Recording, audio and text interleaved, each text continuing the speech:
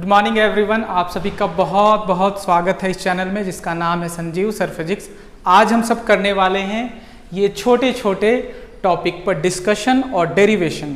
सबसे पहले हम सब देखेंगे करेंट डेंसिटी, सेकंड देखेंगे current density in terms of drift velocity, ठीक है। उसके बाद देखेंगे conductance, conductivity, factor affecting conductivity, है ना। और उसके बाद सुपर कंडक्टर और सुपर कंडक्टिविटी देखेंगे, क्लासिफिकेशन ऑफ मटेरियल देखेंगे on the basis of conductivity, microscopic forms of Ohm's law भी देखेंगे जो J is equals to sigma E। J आपका है करेंट डेंसिटी, सिग्मा है कंडक्टिविटी, E है इलेक्ट्रिक फील्ड। इन तीनों में रिलेशन को भी डेराइव करेंगे और लास्ट में करेंगे relation between drift velocity and electric field और relation between drift velocity and electric potential. तो सबसे पहले अगर आप इससे पहले वाले वीडियोस को नहीं देखे हैं तो लिंक डिस्क्रिप्शन में दिया जा रहा है, आप उन वीडियोस को देख सकते हैं। तो आज चलिए शुरू करते हैं आज का video.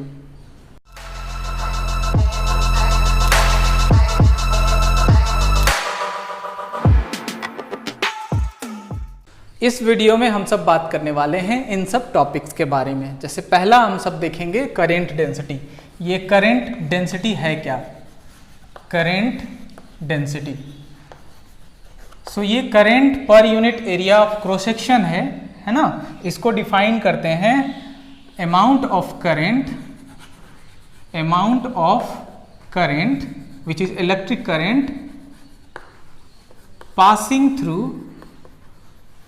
Passing per unit area of cross section, है ना।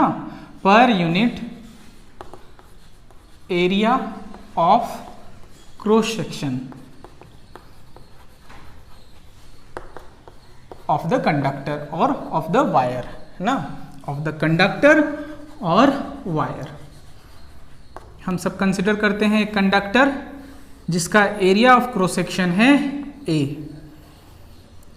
थिकनेस इसका सभी जगह सिमेट्रिकल होता है, एक ही होता है। तो यहाँ भी area of cross section A होगा।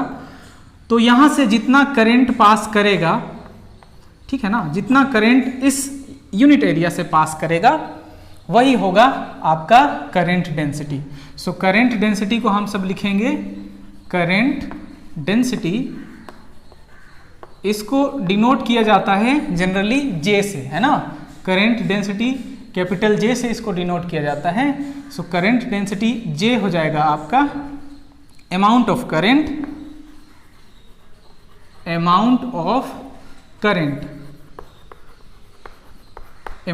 करंट सपोज I और area of cross section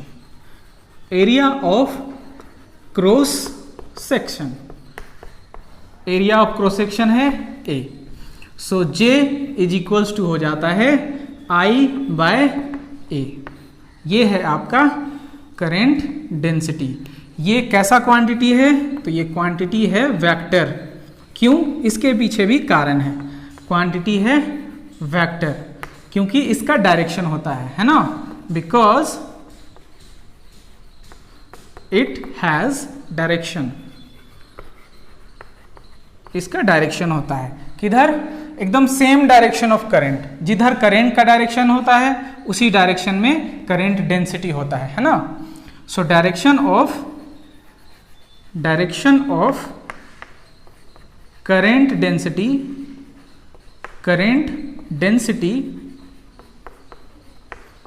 is same as direction of conventional current. Direction of conventional current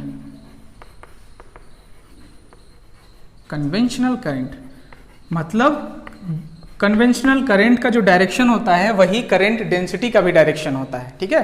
तो ये एक वेक्टर है। करंट में अपना मैग्नीट्यूड होता है और इसका डायरेक्शन करंट के डायरेक्शन के अलोंग होता है, इसलिए ये एक वेक्टर क्वांटिटी है। ये क्वांटिटी तो पता चल गया वेक्टर है। यूनिट इसका क्या होगा? इसका SI यूनिट कैसे लिखेंगे? SI यूनिट होगा आपका, इसी से निकल जाएगा, SI unit ampere per metre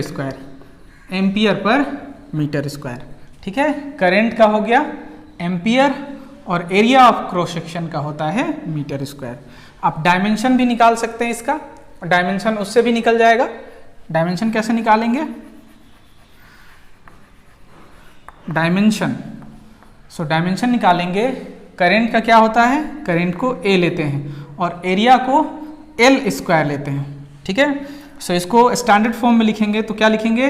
m0 L-2 T0 A, ये इसका डायमेंशन हो जाएगा। तो ये हो गया करंट डेंसिटी के बारे में एक concept.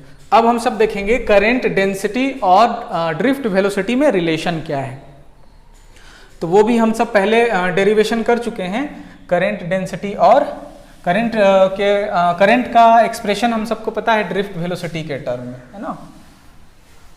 Relation between current density and drift velocity, या फिर current density in terms of drift velocity. Current density in terms of drift velocity, ठीक है। करंट डेंसिटी हो जाएगा J और ड्रिफ्ट वेलोसिटी पहले से हम लोग डिनोट कर रहे हैं VD। इन दोनों के बीच में रिलेशन क्या है? करंट डेंसिटी निकालना है इन टर्म्स ऑफ ड्रिफ्ट वेलोसिटी। तो क्या करेंगे? हम सबको पता है पहले से I = होता है NEA/VD, ठीक है। Current = number of charge which is electron per unit volume, elementary charge, area of cross section, drift velocity. इसको क्या लिख सकते थे? I/A लिख सकते थे, ये हो जाता NEVD। I/A क्या हो जाता? ये हो जाता J, NEVD। VD stand for drift velocity. ये आपका रिलेशन है करंट डेंसिटी और ड्रिफ्ट वेलोसिटी में, ठीक है। करंट डेंसिटी और drift velocity directly proportional to each other, ठीक है। ये छोटा सा डेरिवेशन था, छोटा सा रिलेशन है। नेक्स्ट हम सब देखेंगे कंडक्टेंस के बारे में। कंडक्टेंस क्या होता है और कंडक्टिविटी क्या होता है, इसी में कंडक्टिविटी भी देखेंगे। कंडक्टेंस क्या होता है? ये इनवर्स ऑफ रेजिस्टेंस होता है।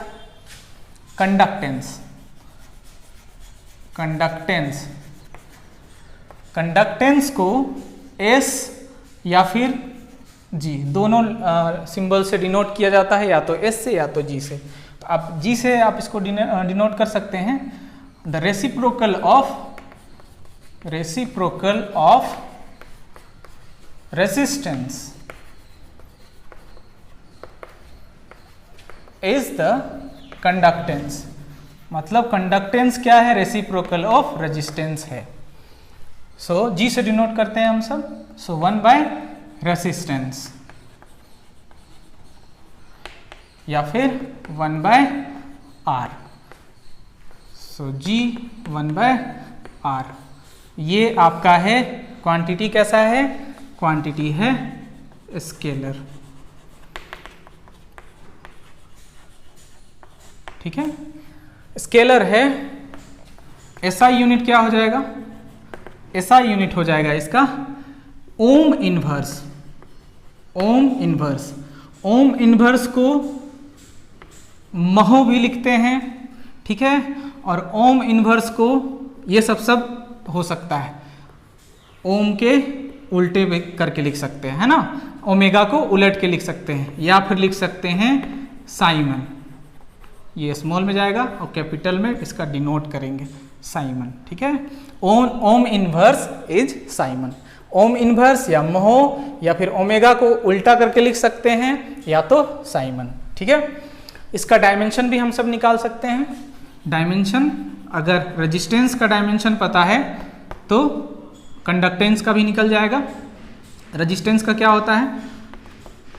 रेजिस्टेंस का क्या होता है? ML2T-3A-2। तो जस्ट इसको इन्वर्ट कर देना है। M inverse L-2 T positive में होगा क्यूब, और A भी पॉजिटिव में भी होगा। ये हो गया इसका डायमेंशन फॉर्मूला।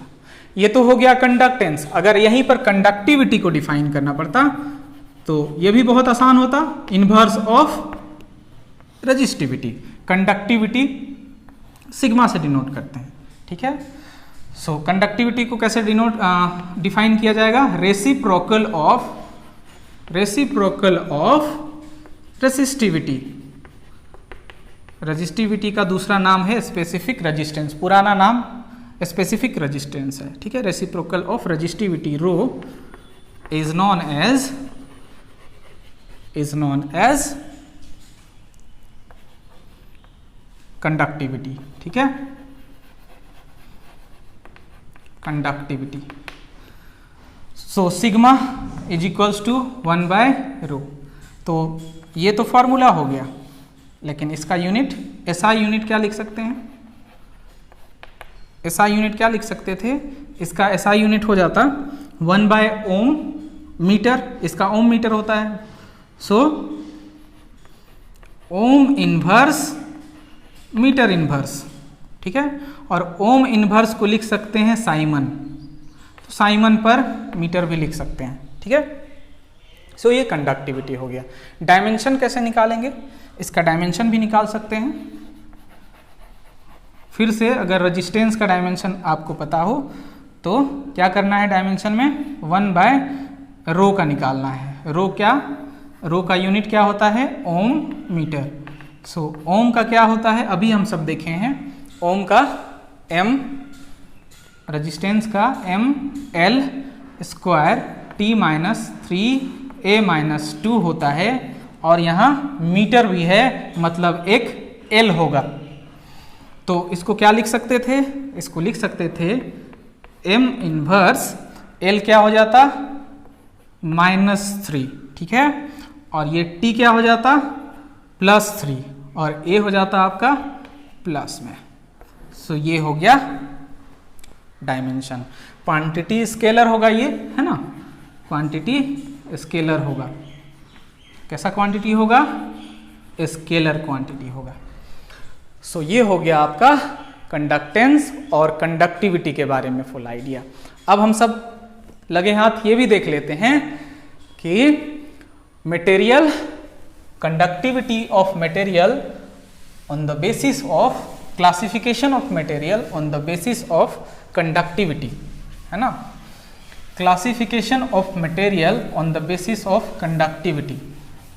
कंडक्टिविटी के आधार पर मटेरियल का क्लासिफिकेशन कैसे किया जाएगा। मटेरियल का क्लासिफिकेशन आपको बहुत पहले बताया गया है। मटेरियल को आपको बताया गया था, मटेरियल में क्या क्या हो सकता है, classification of material on the basis of conductivity. ये आप पहले लिख लेंगे, classification of material on the basis of conductivity.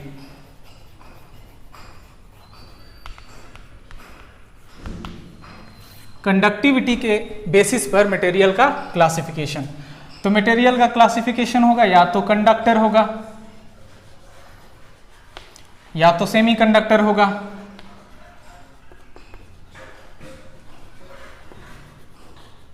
या तो इंसुलेटर होगा। ये तीन क्लासिफिकेशन हम सब देख चुके हैं, ठीक है।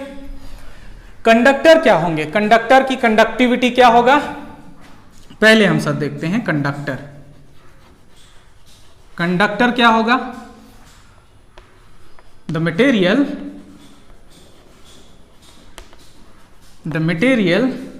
हैविंग हाई वैल्यू ऑफ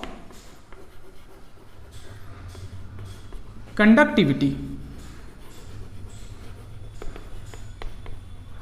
और हाई वैल्यू ऑफ कंडक्टिविटी बोल रहे हैं तो लो वैल्यू ऑफ रेजिस्टिविटी हो जाएगा, and low value of resistivity, ठीक है। फिर दूसरा आएगा इंसुलेटर।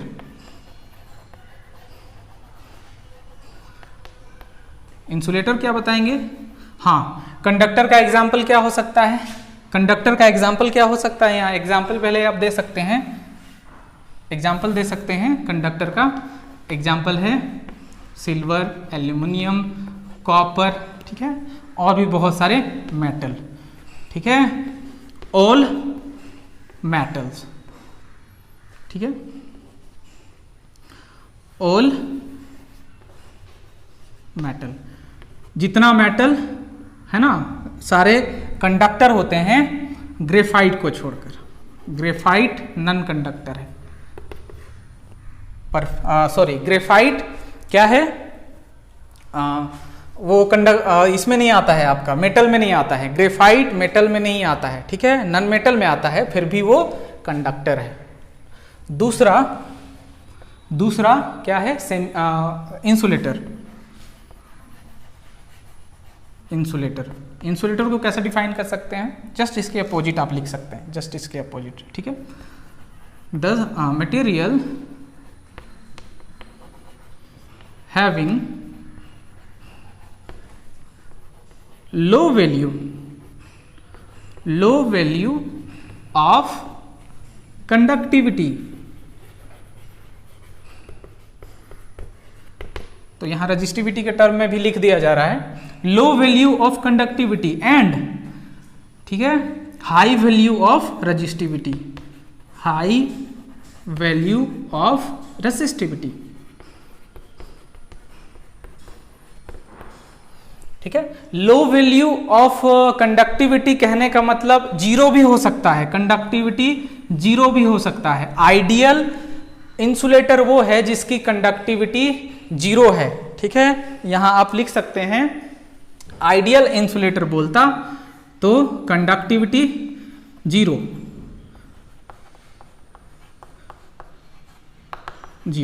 ठीक है, अगर आइडियल बोलता तो, और रजिस्टिविटी इनफाइनाइट, ठीक है।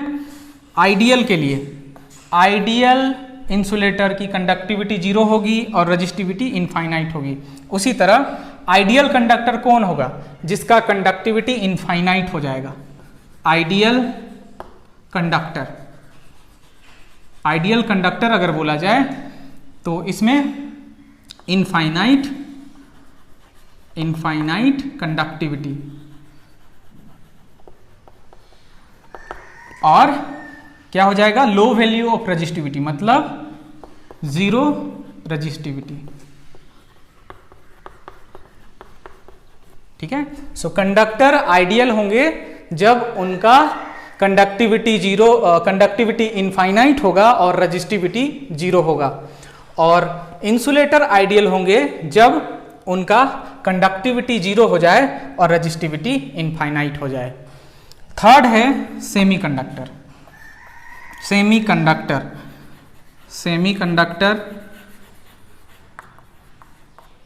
सेमीकंडक्टर की कंडक्टिविटी और रजिस्टिविटी इन दोनों के बीच में आता है ना। Conductivity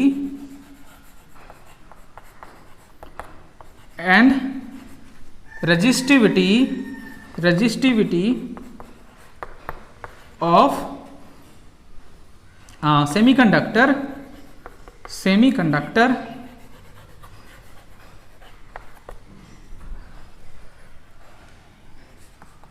lies between conductor and insulator। Conductor और इंसुलेटर के बीच में होती है इनकी कंडक्टिविटी और रजिस्टिविटी। एग्जाम्पल क्या क्या है, एग्जाम्पल है सिलिकॉन और जर्मेनियम, है ना। जो बेस्ट यूज है सिलिकॉन और जर्मेनियम ही ज़्यादा यूज होता है। यहाँ इंसुलेटर का एग्जाम्पल क्या क्या हो सकता है, इंसुलेटर का एग्जाम्पल बहुत सारा हो सकता है, जैसे कि रबर हो सकता है और भी हो सकता है, रबर हो गया, स्टोन हो गया, सब इंसुलेटर में आते हैं, ठीक है। मतलब कंडक्टर वो है जो इलेक्ट्रिक चार्ज को पास होने दे अपने से, इंसुलेटर वो है जो अपने से एक भी चार्ज को पास नहीं होने दे, और सेमीकंडक्टर वो है जो किसी खास टेम्परेचर पर चार्ज को पास होने दे। सेमीकंडक्टर आपका 0 केल्विन पर इंसुलेटर होता है, ठीक है, 0 केल्विन पर इंसुलेटर होता है, और रूम टेम्परेचर 25 डिग्री सेल्सियस से ऊपर में ये कंडक्टर की तरह बिहेव करता है। ठीक है, तो ये क्वेश्चन पूछा जाता है when semiconductor behave like insulator, तो आपको लिखना है 0 केल्विन, है ना, और रूम टेम्परेचर में कंडक्टर की तरह बिहेव करता है। तो आप इसको केल्विन में भी बदल सकते हैं, 273 + 25, ठीक है, ये केल्विन में बदल जाएगा। सो ये था classification of material on the basis of conductivity. तो कंडक्टिविटी भी और यहाँ रेजिस्टिविटी भी दे दिया गया है ना। सो classification of material on the basis of conductivity and resistivity भी आप बोल सकते हैं इस टॉपिक को, ठीक है, क्योंकि दोनों के टर्म में बताया गया है। ठीक है, तो नेक्स्ट टॉपिक हम सब चलते हैं। नेक्स्ट टॉपिक क्या होगा? सुपर कंडक्टर और सुपर कंडक्टिविटी। ठीक है, सो सुपर कंडक्टर वो हैं जिनके रेजिस्टेंस 0 हो जाए, जिनके रेजिस्टिविटी 0 हो जाए, है ना। सुपर कंडक्टर कौन है? जिनके रेजिस्टेंस 0 हो जाए। अगर रेजिस्टेंस 0 हो जाएगा तो करंट कितना फ्लो करेगा? करंट हो जाएगा इनफाइनाइट, और यही इनफाइनाइट करंट फ्लो होने के प्रोसेस को कहते हैं सुपर कंडक्टिविटी, है ना। इस केस में हर एक मटेरियल का, हर एक डिवाइस की कंडक्टिविटी बढ़ जाती है, बहुत ही ज़्यादा, है ना, बहुत ही ज़्यादा बढ़ जाती है। So super conductor, super conductor नाम से ही पता है, सुपर ह्यूमन की तरह सुपर कंडक्टर। सुपर कंडक्टर बहुत आसानी से इसको आप लिख सकते हैं, the conductors having zero resistance, zero resistance. ठीक है, जीरो रेजिस्टेंस मतलब इस चीज को समझिए, R = होता है V/I। ठीक है, सो I लिख सकते थे V/R। अगर रेजिस्टेंस 0 हो जाएगा तो समथिंग बाय 0 हो जाता है इनफाइनाइट, मतलब करंट जो फ्लो करेगा वो इनफाइनाइट फ्लो करेगा। ठीक है, सो इनफाइनाइट करंट फ्लो करेगा, यही प्रोसेस को कहते हैं सुपर कंडक्टिविटी। ठीक है, the conductor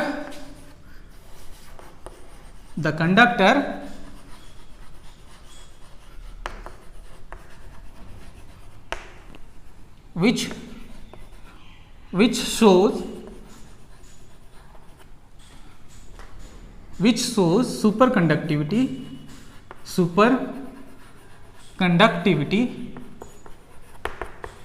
is known as, इसको ऐसे भी लिख सकते हैं, is known as super conductors. ठीक है, आप लिख सकते हैं if resistance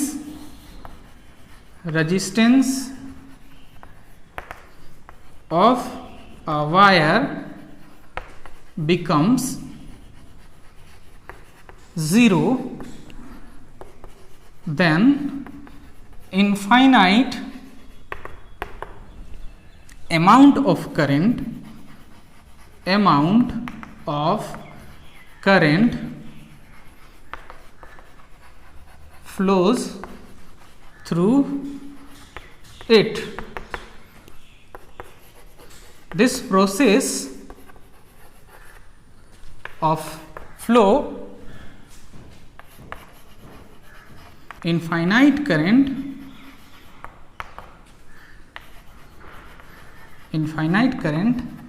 is superconductivity,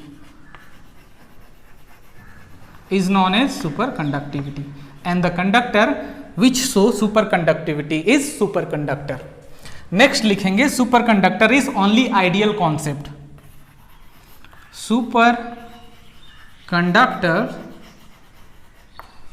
is only ideal concept. अभी तक प्रैक्टिकली पॉसिबल नहीं हो पाया है। आइडियल कॉन्सेप्ट मतलब नॉट पॉसिबल, इम्पॉसिबल तो अभी नहीं बोला जाएगा क्योंकि इस पर काम चल रहा है। आइडियल कॉन्सेप्ट है ये, ठीक है, नॉट पॉसिबल प्रैक्टिकली, तो practically not possible, practically not possible. क्यों ऐसा है, सिर्फ आइडियल कंडीशन क्यों है, इसके पीछे लॉजिक है। सुपर कंडक्टर वही होंगे जिनका रेजिस्टेंस 0 होगा, ये आपको बताया गया। रेजिस्टेंस 0 होगा मतलब रेजिस्टेंस 0 करने के लिए आप क्या करेंगे, रेजिस्टेंस 2 फैक्टर पर डिपेंड करता है, एरिया लेंथ पर, दूसरा करता है एरिया ऑफ क्रॉस सेक्शन पर, तीसरा करता है टेम्परेचर पर, ठीक है ना। कंडक्टर का डायरेक्टली डिपेंड करता है, ठीक है। तो लेंथ को तो आप मिनिमम कर नहीं सकते, रेजिस्टेंस 0 करना है तो लेंथ भी 0 करना होगा, लेंथ 0 हो जाएगा तो फिर कंडक्टर एग्जिस्ट नहीं करेगा, है ना। ये पॉसिबल नहीं है, ये भी पॉसिबल नहीं है ना। मतलब एरिया ऑफ क्रॉस सेक्शन को आप इनफाइनाइट नहीं कर सकते हैं, ठीक है, ये भी पॉसिबल नहीं है। तो अब क्या करना है, आपका पॉसिबल सिर्फ एक ही पर डिपेंड करता है ना। सुपर कंडक्टर एक ही फैक्टर पर यहाँ डिपेंड करेगा, क्या, वो है टेम्परेचर। अगर हम टेम्परेचर को 0 केल्विन सेट कर दे तो रेजिस्टेंस भी हमारा 0 हो जाएगा, ठीक है। तो यही मेन प्रॉब्लम है, 0 केल्विन अचीव करना मेन प्रॉब्लम है। Resistance of 0 ohm is not possible because it is impossible to get 0 kelvin. 0 kelvin को एब्सोल्यूट टेम्परेचर भी कहा जाता है ना, एब्सोल्यूट टेम्परेचर। 0 केल्विन को अचीव करना अभी मुश्किल है। अभी जो मिनिमम टेम्परेचर हम सब देखते हैं इन्वायरमेंट में वो -50 डिग्री देखते हैं, -50 डिग्री सेल्सियस देखते होंगे, है ना, जो अलास्का वगैरह का टेम्परेचर है। तो आपको चाहिए 0 केल्विन के लिए -273 डिग्री सेल्सियस चाहिए, ठीक है। 0 केल्विन में उतना होगा, तब तो 273 ऐड करते हैं। सो -50 डिग्री में सब कुछ जम जाता है, तो -273 डिग्री सेल्सियस आप सोच रहे हैं 0 केल्विन लाना बहुत ही मुश्किल है, इम्पॉसिबल है। इसीलिए सुपर कंडक्टर जो है वो सिर्फ आइडियल कॉन्सेप्ट है, ये प्रैक्टिकली पॉसिबल नहीं है। तो आगे हम सब देखते हैं, सुपर कंडक्टर हो गया, सुपर कंडक्टिविटी हो गया, classification of material on the basis of conductivity भी हो गया, रजिस्टिविटी भी हो गया, है ना, कंडक्टेंस भी हो चुका है। अब हम सब देखेंगे microscopic forms of Ohm's law. Microscopic forms of Ohm's law क्या है, J = सिग्मा E। ये है आपका relation between current density, conductivity and electric field. इसको आप लिख सकते हैं relation between current density, conductivity and electric field, microscopic form of Ohm's law। Microscopic forms of Ohm's law, या फिर लिख सकते हैं रिलेशनशिप अमॉन्ग या relation among current density,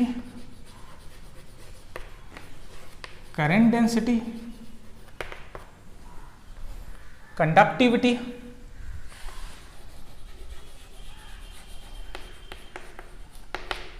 and electric field।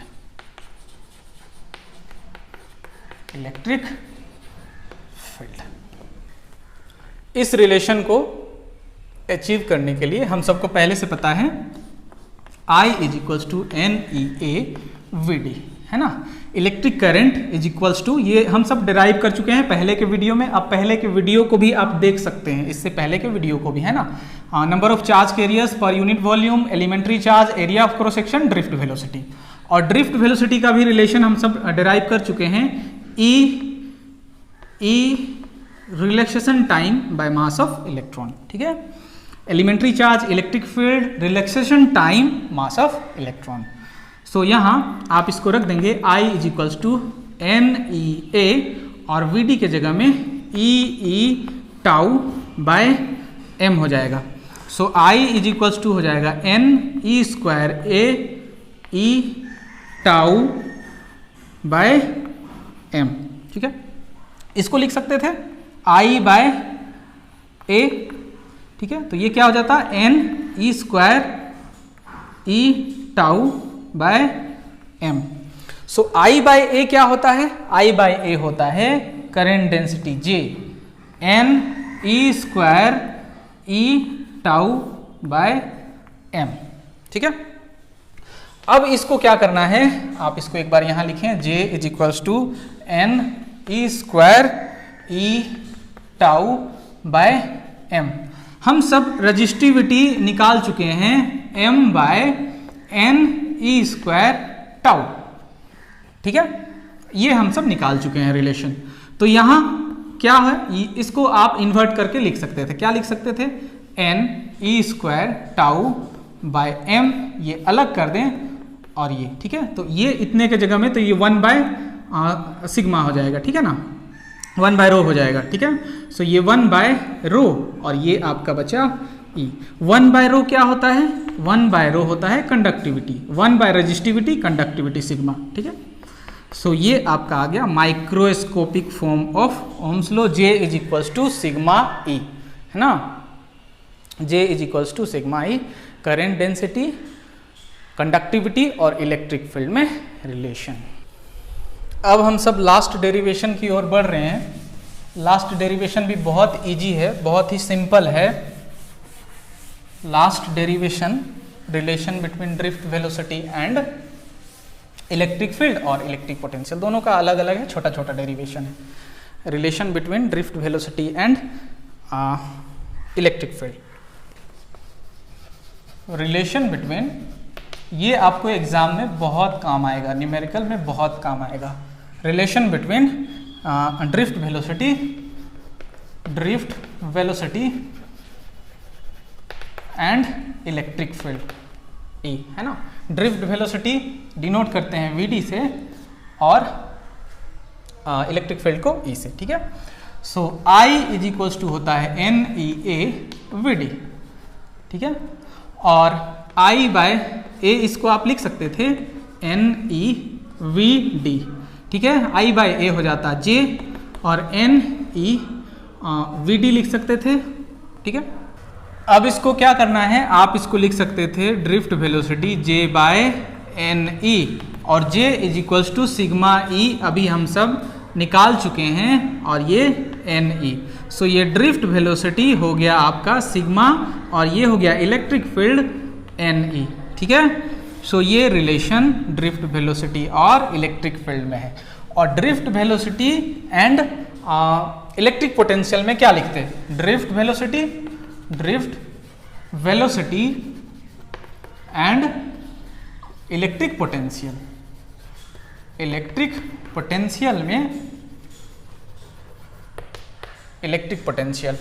Potential को V से डिनोट करते हैं और ड्रिफ्ट वेलोसिटी VD, यहीं से आपका आ जाएगा, ठीक है।